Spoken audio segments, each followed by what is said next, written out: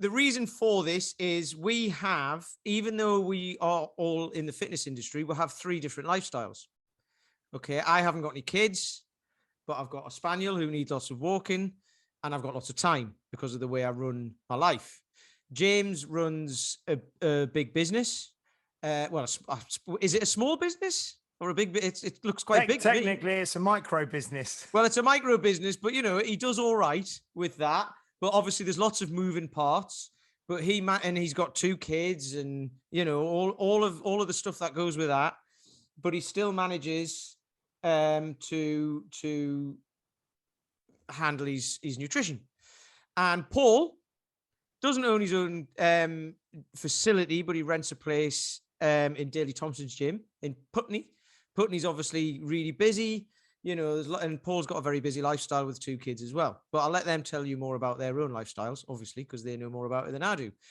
But the idea behind this was to tell you how we manage our own nutrition around our own lifestyles, because they're 3 very different ones. So, because we'll hear lots of people saying, I can't do that because I've got 2 kids. I can't do that because I've got a busy job. I can't do that because I've got this, that, and the other. Okay. So hopefully all of that will be covered, or most of it anyway. And I'm not really going to say excuses, but most kind of objections that people will have around why they can't fit nutrition or healthy nutrition into their lifestyle will be handled. And it's not being preachy about it and telling you how to do it. It's just telling you how we manage it as an example. Because certainly with me, I've never managed it. I haven't managed it very well most of my life until like the last 10 years when I took hold of it. So also, as a little caveat, this is not nutritional advice or anything like that. Like I say, it's our own experiences and you can take from it what you will. I think we're covered. What do you reckon? Yeah. So Twitter and see what happens. Right. So, I mean, we'll start with James. We already know what you do anyway, but let's talk a little bit about, we've got lots of stuff written down what to talk about. We'll talk a little bit about what you do now, what you've done in the past, and then what you've kind of kept and what you've put aside, and how your lifestyle might have changed since you've had kids and stuff like that. So therefore, obviously, you'll keep some protocols and let other ones drop by the wayside and add in new ones and what have you. So, yeah. So what does it look like at the moment? Well, I think the first thing to sort of say is that I think for most of my life as well, I didn't really, or haven't really paid too much attention to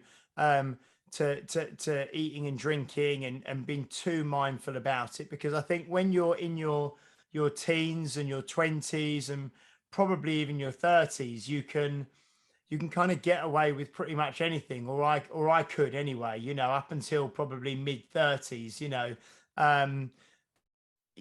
When I was younger, I used to drink a lot more alcohol, used to go out a lot more, used to probably eat a lot more processed food, a lot more kind of what I'd now call, junk food or takeaways or whatever, not all the time, but, certainly far more of that stuff than I do now. And I could kind of get away with it. And then I suppose like most people, you notice as you start to get a bit older, your body starts to change and you do start to be able to put on a bit more fat, a bit more easily, if you sort of aren't too mindful of your training and your nutrition. And it's probably a few years ago, I think it's probably about 3 years ago now, that I started looking into the first big thing that I do is not actually about what I do eat at all. It's about kind of when I eat or when I don't eat, and it's the kind of intermittent fasting and things like that. So that was a big one that I went into possibly 3, possibly even 4 years ago now. And that's something that I've done consistently over that period of time, either intermittent fasting or kind of short-term fasts and even long-term fasts. I've done up to 7 days is the longest fast I did, which was, having sort of 0 calories apart from, well, there's no calories in water, but apart from water and black coffee, and mixing some salt into water occasionally, consuming 0 calories for 7 days. So that's the longest one I did. I did a few 5-day ones as well. And now I've pretty much settled into the habit of probably 20 hours a day fasting and 4 hours a day eating, or maybe 18 and 6. And the main benefits of that for me were really just exploring hunger and getting to know about myself and discipline, and really understanding when I was hungry and when I was just eating because I was bored, or eating to fill up time, or eating because it was lunchtime or dinner time or whatever. So that was a really, really interesting kind of period of my kind of life of sort of, I probably did that for about a year, you know, off and on, really quite seriously, doing multiple sort of 48-hour fasts, 72-hour fasts, like I say, 4 and 5 days, and the longest I ever did was 7. So that's something that was huge for me. Did that help you find out what your body needed as well? Because obviously, if you fast for that long, you're then not going to just go and eat a bag of crisps and this and that and all sorts of stuff. You're going to eat what your body wants to replenish, right? Because obviously people can eat whatever they like all day, but you're not necessarily getting the nutrients and everything you need. So you can eat stuff, and then you're still hungry. Your body's still craving stuff. So did that teach you? It helped me. It helped with lots. There's so many different things. I mean, the book that I read, and if anyone wants to read it, is called, or one of the books, I've read a number of books about it, but was The Complete Guide to Fasting by Dr. Jason Fung. And he talks about, and he's I think it's a nephrologist, which is a liver doctor. And he talks about lots of medical things around it. But the main thing that it taught me was that hunger kind of comes in waves, and you don't get you learn to actually, and Josh Hillis talked about this a lot as well. You may be hungry, or you may just be craving something in that moment, and that craving will pass. And also hunger passes as well. Yeah. And so that was fascinating. And then also, when you then eat, you really enjoy your food a lot more, and you enjoy the taste of natural food and the real taste of, we mentioned before, we'll talk about it today, but we mentioned before coming, before recording, you know, these single ingredient foods, and actually the taste of, you know, vegetables, or the taste of a bit of fish, or the taste of something without, you know, slavering it in sauce and all the rest of it. Just, you really appreciate the natural goodness of food. And when you come off the back of like a 4 or 5 day fast, that first meal just feels, it tastes, you know, incredible, you know, and you appreciate and you savor every bite. So there's so much that you learn, that I learned from the process of exploring fasting and abstinence from eating and stuff, that kind of really affects the way I think about food now.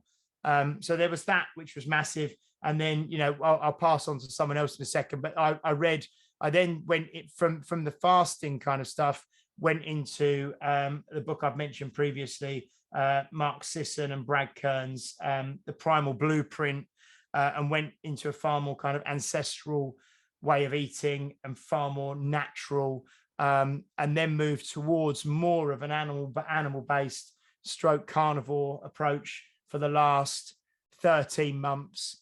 And I'd probably say that now I'm 80% on that still, you know, as a sustainable lifestyle choice. And I love it. And I would say that a culmination of lots of things that I'm doing at the moment, not just, also I've looked at my sleep more seriously as I've got older. I've looked at my my training more seriously. Obviously I've now, you know, program stuff from Paul McElroy, looked at my walking more seriously. But at 44 years old in a couple of months, I'm now kind of leaner, and I'm able to stay leaner than I've ever done in my life with less effort by doing a combination of all these things that I'm doing. So it's really working for me. Yeah. So what's good about that is, because what you do now, if you just said, here's how I eat now, and well, actually talk about the fasting as well. It all sounds quite extreme, but you've explored, and it's what works for you. If you'd have gone carnivore, and you felt really rubbish, you'd have stopped doing it, right? Yeah. So this is one of the things. It sounds extreme. It sounds restrictive as well, but then actually, if you enjoy it, it's not restrictive because it's not. You're just taking out all the stuff that you don't enjoy. So that's it's not that I don't. Yeah, and it's not that I've always. I do eat. I eat. So the stuff I actually eat. I just wrote down like the staples probably of my diet. The majority of my food is made up of either meat, fish, eggs, full fat Greek yogurt, nuts, berries, water, black coffee. But still, every week now I do have mine, by the way. What's that? I've just described pretty much described mine as well, yeah. And coffee Guinness, if you had that, I had a can of coffee Guinness last night. But it's black though. It's the black stuff. So that's yeah. Right. So I think, but every week now I do also have probably once a week or twice a week. I'll have some rice now, and I also have probably some other different bits of fruit, and I'll have a few vegetables and stuff. It's not like, but the bulk of my weekly diet is what I just kind of described. And the one thing that I think that I do now is I prioritize protein consciously with every meal. So I make sure I think about getting my protein in. And if I'm eating lots of fish and lots of meat and lots of eggs and yogurt and stuff like that, then there's less room for me to, because that stuff is very filling and it's very, very satiating. There's less room for me to be eating lots of starchy carbohydrates and lots of any junk sort of stuff, because I'm actually generally pretty full from eating that stuff,